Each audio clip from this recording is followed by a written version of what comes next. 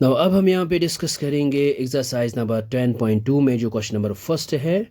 और question number first है हमारे पास, from a point Q the length of the tangent to a circle is 24 centimetre and the distance of Q from the centre is 25 centimetre.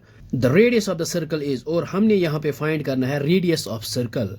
तो यहाँ पे चार options दिए हैं और हमने यहाँ पे देखना है कि रेडियस कौन सा ऑप्शन है। तो सबसे पहले हम यहाँ पे जो गिवन इंफॉर्मेशन है हम यहाँ पे ड्रा करते हैं सर्कल और टेंजेंट। सो ये हमारे पास सर्कल है with centre O and P Q is the tangent. और यहाँ पे है from a point Q the length of tangent to a circle is 24 centimetre, और हमारे पास है length of tangent is 24 centimetre. और इसके बाद the distance of Q from the centre is 25 centimetre, means the distance of Q from centre is 25 centimetre. और हमने यहाँ पे फाइंड आउट करना है रेडियस ऑफ सर्कल। तो सबसे पहले हम यहाँ पे लिखते हैं गिवन।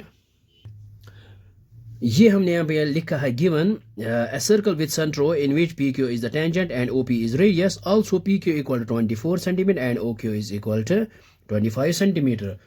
सो यहाँ पे हम डायरेक्ट लिखेंगे हेयर ये जो है एंगल ओ पी क्यू ये यहाँ पे 90 डिग्री है because angle at the point of contact. तो यहाँ पे लिख सकते हैं angle O P Q which is equal to 90।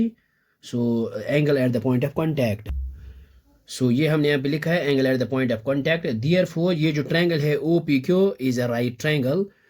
सो हम यहाँ पे लिख सकते हैं therefore triangle O P Q is a right triangle, right angle at P. So ये हमने यहाँ पे लिखा है therefore triangle O P Q is a right triangle, right angle at P. और अब हम यहाँ पे थर्ड साइड फाइंड आउट करने के लिए हम पाइथागोरस थ्योरम यूज़ करेंगे।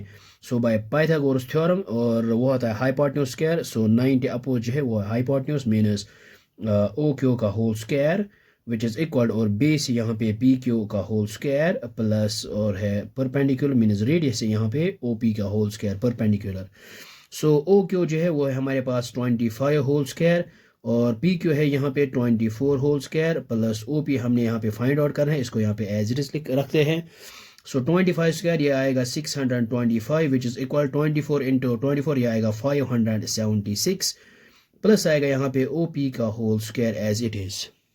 सो अब हम यहाँ पे इस 576 को यहाँ पे ट्रांसपोज करते हैं। सो ये आएगा यहाँ पे minus 576 which is equal to O P का होल स्क्वायर।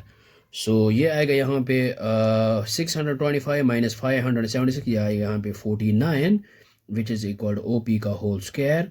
सो इसको हम यहाँ पे लिख सकते हैं 7 का whole square which is equal to 49 which is equal to O P का होल स्क्वायर। सो यहाँ पे square and square gets cancel out. So O P आया हमारे पास 7 सेंटीमीटर। सो यहाँ पे लिख सकते हैं हम option A is correct. So option A is correct. So I hope आपको ये समझ में आया होगा, ये बहुत ही आसान है। So thanks for watching this video.